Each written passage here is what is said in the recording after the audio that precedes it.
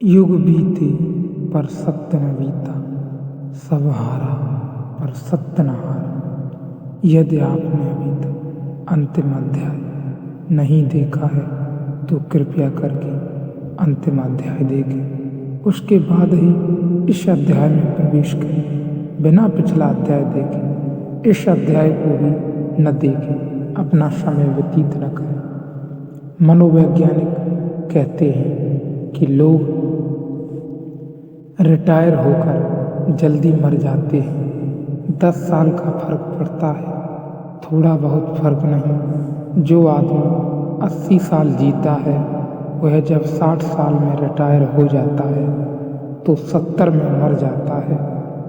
वह आदमी 80 साल जी सकता था, कोई कारण न था मरने का, लेकिन मरने का एक कारण मिल गया कि जब तुम कलेक्टर थी, कमिश्नर थी, पुलिस इंस्पेक्टर थी या कांस्टेबल ही सही, पुलिस या स्कूल के मास्टर ही सही, स्कूल के मास्टर की भी अकड़ होती है, उसकी भी एक दुनिया होती है।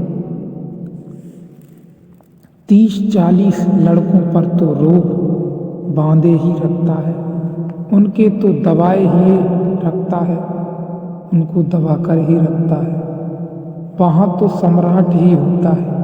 कहते हैं जब औरंगजेब ने अपने बाप को कारागृह में बंद कर दिया तो उसके बाप ने कहा कि मुझे यहाँ मन नहीं लगता, तू एक काम कर, 30-40 छोटे छोटे लड़के भेज दे तो मैं एक मदरसा खोल लूँ। कहते हैं कि औरंगजेब ने कहा कि बाप जेल में तो पड़ गया है, लेकिन पुरानी सम्राट होने की अकड़ नहीं जाती, तो 30-40 लड़कों पर ही अब मालकियत करेगा।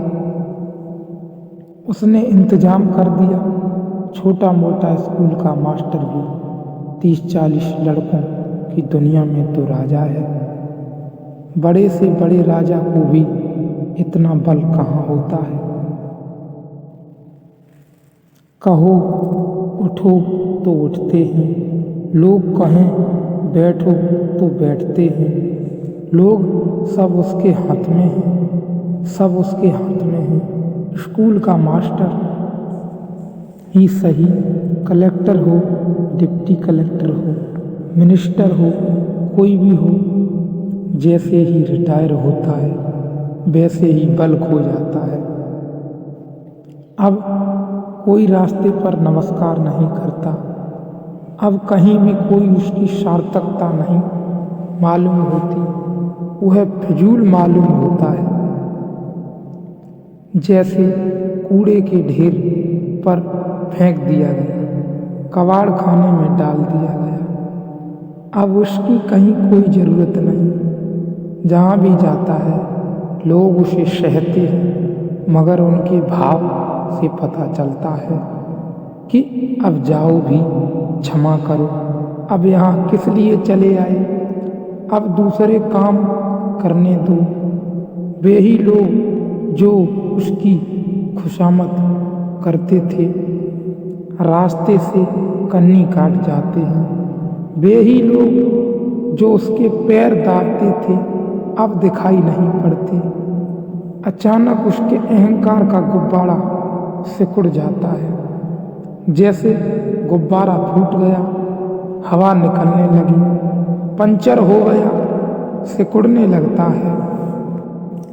जीने में कोई अर्थ मालूम नहीं होता, मरने की आकांक्षा पैदा होने लगती है।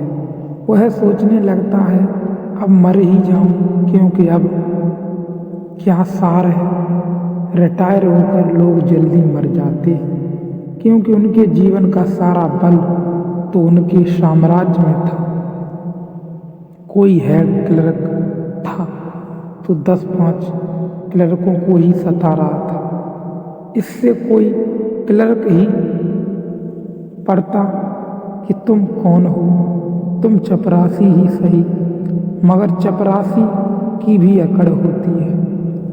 जब जाओ दफ्तर में, अंदर तो चपरासी को देखो, स्टूल पर ही बैठा है बाहर, लेकिन उसकी अकड़ देखे वह कहता है ठहरो। मुल्ला नसरुद्दीन कांस्टेबल का काम करता था। एक महिला को तेजी से कार चलाते हुए पकड़ लिया। जल्दी से नोटबुक निकाली, लिखने लगा। महिला ने कहा, सुनो, बेकार लिखी पढ़ी मत करो। मेयर मुझे जानते हैं, मगर वह लिखता ही रहा। महिला ने कहा कि सुनते हो कि नहीं, चीफ मिनिस्टर भी मुझे जानते हैं, मगर वह लिखता ही रहा। आखिर महिला ने आखिरी दाव मारा। उसने कहा, सुनते हो कि नहीं, इंदिरा गांधी भी मुझे जानती है।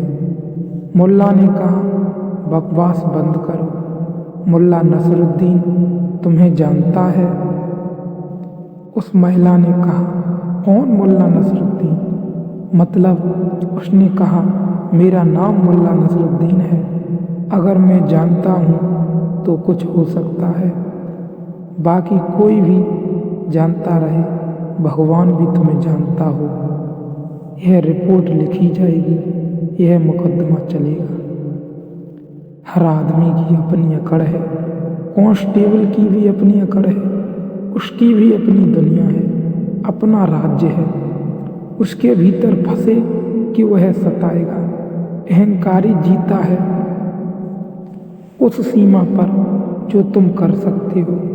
इसलिए तुम देखना, अहंकारी आदमी हाँ कहने में बड़ी मजबूरी अनुभव करता है। जियो आनंद में, चाहे आनंद के लिए कोई कीमत चुकानी पड़े, वो कीमत चुकाने के लिए भी तैयार रहो। कोई सार्थकता नहीं, कोई समझौता नहीं, बह जाओ सत्य के साथ, आनंद की धारा के साथ। कोई समझौता नहीं, कोई बचाव नहीं, जाने दो अपने आप।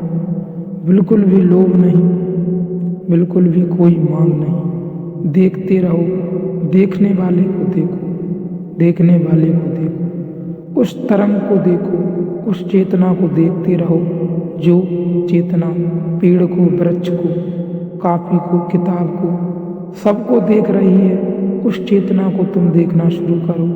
कुछ ही समय बाद पाओगे कि तुम अपने में विश्राम कर रहे हो, तुम अपने में वापस लौट आए हो और वही आनंद में डुबकी लगेगी।